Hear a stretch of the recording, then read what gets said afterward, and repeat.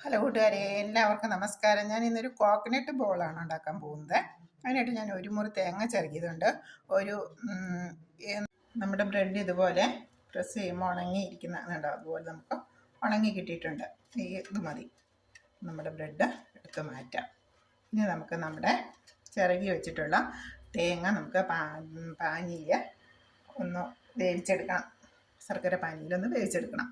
അപ്പോൾ നമുക്കിത് മാറ്റിയിട്ട് നമുക്ക് തേങ്ങ ഇട്ട് കൊടുക്കാം. നമ്മൾ ആ ബ്രെഡ് മൊരിച്ചെടുത്ത പാനിയിലേക്ക് തന്നെ നമ്മൾ തേങ്ങ ഇട്ട് കൊടുത്തിട്ടുണ്ട്.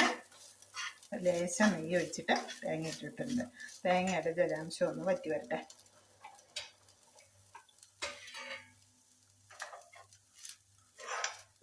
കോക്കനട്ട് ബോൾ എന്നാണല്ലോ നമ്മുടെ ബോളിൻ്റെ പേര്.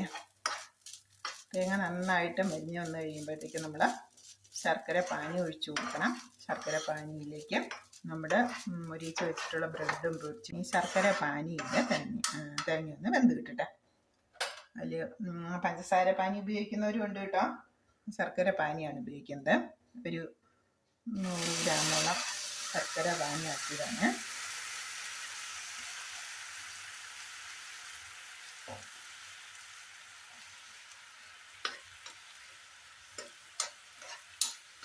ശർക്കര പാനിയിൽ തേങ്ങ ഒന്ന് വെന്തിട്ടിട്ട്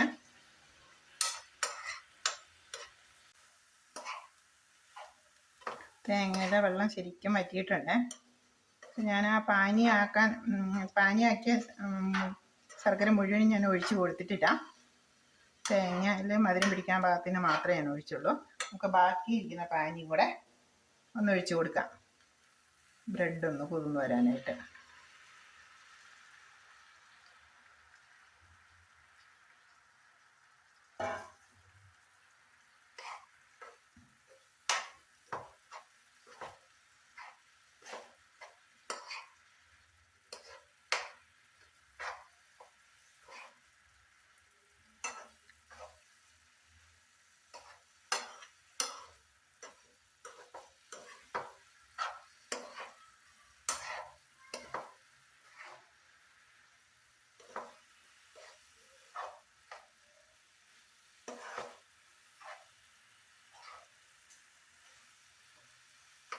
ശരിക്കും ബ്രെഡ് ഇതിലേക്ക് ചേർന്ന് അരിഞ്ഞ് വരണം.